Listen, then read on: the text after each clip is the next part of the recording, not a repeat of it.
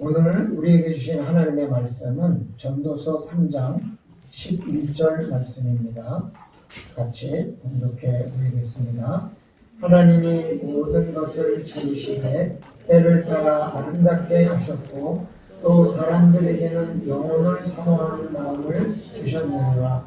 그러나 하나님이 하시는 일의 시종을 사람으로 측량할 수 없게 하셨도다.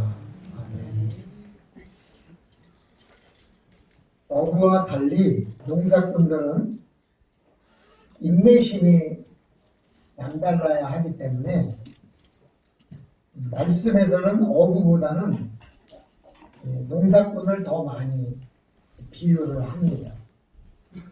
농사는 때를 맞추어서 씨를 뿌려야 되고 출수 때까지 기다리는 긴 고난의 시간을 견뎌야만 그 열매가 얻어지는 그런 직업인 반면에 어부는 그때그때 원할 때마다 바다에 나가면 바로 물고기를 잡을 수 있는 그런 직업이기 때문에 인내심보다는 부지런함만 있으면 살아갈 수 있는 그런 직업이죠. 농부는 좀 다르죠. 그러니까 어부가 기도하고 물고기를 잡으러 간다면 바로 하나님의 섭리를 깨달을 수 있어요. 왜냐하면 주야 울고 그물을 던졌더니 많이 잡혔다. 하나님이 기도에 응답하셨구나. 근데 주야 울고 그물을 던졌는데 빈 그물이면 내가 뭐 잘못했나 보다 이렇게 금세 깨달으면 되는데, 농부는 하나님의 섭리를 깨달으려면 최소한 6개월은 기다려야죠. 최소한 봄에 씨를 뿌리고 가을에 걷어야 되니까 주야 그리고 씨를 뿌렸다 그래도 이 씨가 제대로 꽃이 피고 잎이 지고 다 싹이 나고 꽃이 피고 다 해야지 열매가 맺어져야 하나님께서 은혜를 베풀어 주셨구나 이렇게 깨닫는 거기 때문에 이 농부의 인내심 그리고 농부와 하나님과의 관계는 상당히 깊은 연관성이 있어서 사실은 어부도 있고 농부도 계시지만 그래도 어부보다는 이 농부가 더 하나님과의 깊은 어떤 관계, 교제, 그리고 뜻을 깨달아가는 그런 직업이 아닌가 이렇게 생각을 해요. 그래서 오늘은 우리가 다 농부에 마음을 가졌으면 좋겠어요. 농부. 오늘 우리가 받은 은혜는 적어도 몇십 년 전에 하나님께서 나를 태어나게 하시고 또 자라게 하시고 그리고 믿음을 주셔서 오늘 감사를 할 수 있는 거죠. 내가 아무리 오래전에 잘 태어나서 뭐 공부를 훌륭하게 했더라도 하나님을 못 만났으면 오늘 하나님 앞에 감사할 수 없죠. 그러나 내가 하나님을 믿었고 근데 믿는 걸 가만히 생각해 보면 나 태어나기 전부터 우리 부모님을 믿게 하신 하나님의 역사를 생각해 보면 더 길고 또 내가 처음으로 하나님 믿었으면 내가 하나님을 전혀 모를 텐데 하여간 가족의 누군가를 통해서 친구의 누군가를 통해서 옆집 이웃의 누군가를 통해서 나에게 하나님의 말씀을 전해주셨다면 그 사람을 예수 믿게 하신 하나님의 역사를 또 이렇게 거슬러 올라가 보면 우리나라에 선교를 보낸 그 선교사의 역사의 그 부모의 그 조상들까지 다 올라가야 되니까 굉장히 오랜 시간 하나님의 섭리 가운데 우리는 이 자리에서 지금 이렇게 예배를 드릴 수 있는 거다 이거죠. 이게 뭐 아무것도 아닌 것 같아도 그렇게 생각해 보면 내가 하나님 앞에 예배를 드릴 수 있다는 것이 얼마나 소중한 은혜인지 잘 모르죠. 저 개인적으로 봐서도 저희 부모님이 다 이북에 계시는데 우리 어머니는 우리 외할아버님이 몰래 그 배를 타고 해주에서 인천까지 그 말하자면 38선이 거저 있는 때 월남하신 거죠.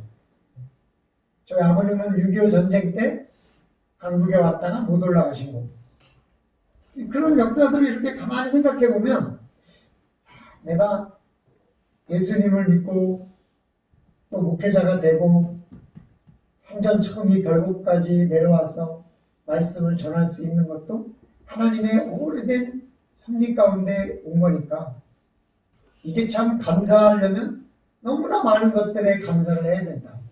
그 순간에 하나라도 삐끗했으면은 저도 예수를 안 믿었을 수도 있고 저도 북한에서 태어났을 수도 있고 아예 제가 안 태어났을 수도 있는데 참 그게 묘하게 되었다. 이번에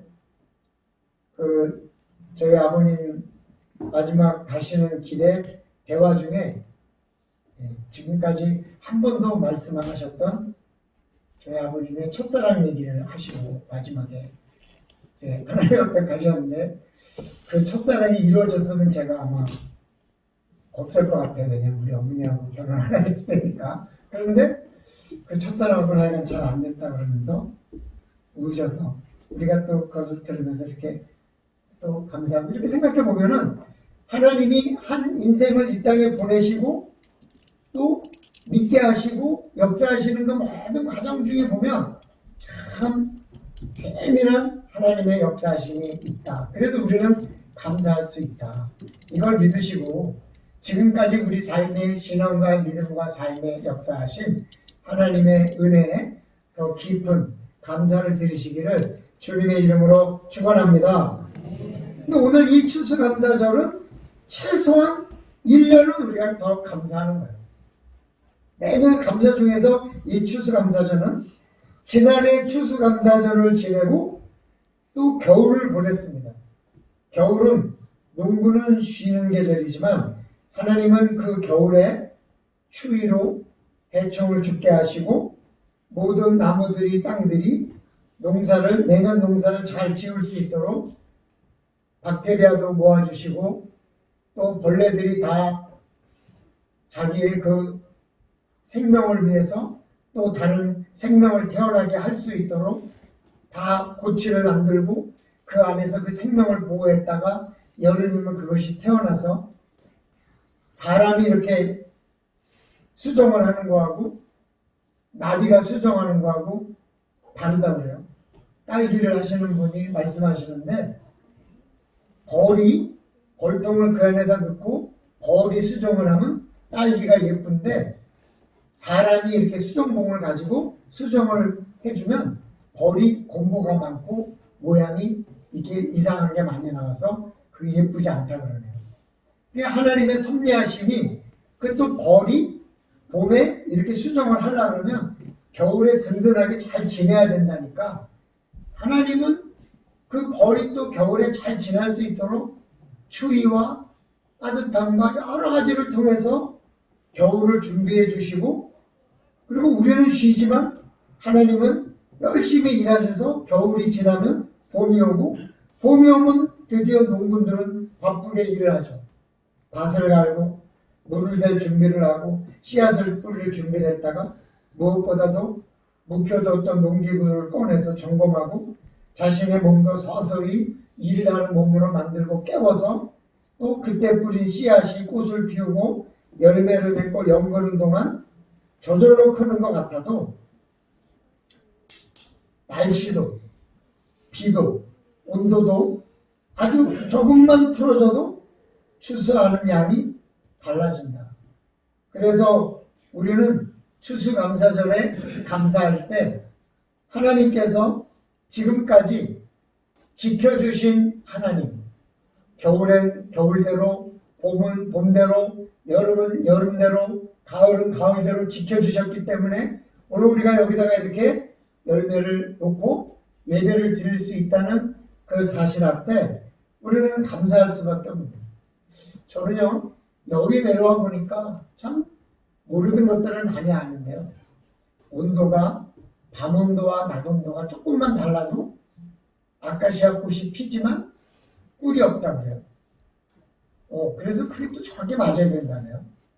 그리고 또 겨울에 너무 추우면 다 죽어서 봄에 벌레가 없고 또 너무 더우면 해충이 너무 많아서 이 열매들의 벌레들이 너무 많아지고 이게 참 간단한 것 같아도 그 온도와 또 날씨 바람 불 때 바람 불어야 되고 비 올 때 비 와야 되고 해가 비칠 때 해가 비쳐야지 그냥 아무 때나 그렇게 놔두면 전혀 되는 게 아니라는 것을 많이 알게 됩니다. 그래서 우리가 이 추수감사절에 감사하는 것은 하나님의 일하심에 감사를 드리는 겁니다. 한번 따라해 보시기 바랍니다. 하나님의 일하심에 감사합시다. 네, 오늘 본문에 보니까 하나님이 한번 따라해 보시죠. 주일학교에서 공부되어 있으니까 하나님이 모든 것을 지으시되 때를 따라 아름답게 하셨고, 네, 본문에 때를 따라 아름답게 했다는 고백. 이 고백은요, 계절에 따라, 때를 따라, 계절에 따라 추울 때는 춥게, 더울 때는 덥게, 바람이 필요할 때는 바람을, 햇빛이 필요할 때는 햇빛을 주시는 하나님이 그 계절을 아름답게, 때를 아름답게 한다. 아름답게 하는 것은 때에 걸맞는 것을 하게 하신다. 그런 뜻으로 우리가 해결을 볼 수 있어요. 제가 도시에 살 때는요, 그냥 그런가 보다 했어요. 날씨가 추워지면 겨울이구나, 날씨가 더워지면 여름이구나, 그냥 그렇게 생각했어요. 근데 요즘은 단풍이 이렇게 들고 단풍 색깔이 예뻐지고 그리고 점점 황량해가는 들판을 보면서 아, 이제 가을에서 겨울이 되어 가는구나, 이렇게 더 체감할 수 있는 것 같아요. 겨울에는 찬바람과 더불어 곤충이나 나무들이 나뭇잎을 떨어뜨려서 앙상한 가지로 겨울을 하죠. 만약에 겨울에도 나뭇잎파리가 안 떨어진다면 그 나뭇잎은 계속 수분을 필요할 테고 겨울엔 수분을 많이 공급하지 못할 테니까 나무들이 다 죽을 거예요. 그러니까 겨울엔 수분이 적으니까 그 수분을 많이 발산하지 않도록 나무가 나뭇잎을 떨어뜨리는 거죠. 그래서 겨울을 나는 준비를 하는 거예요. 그들이 쉼을 준비하는 거예요.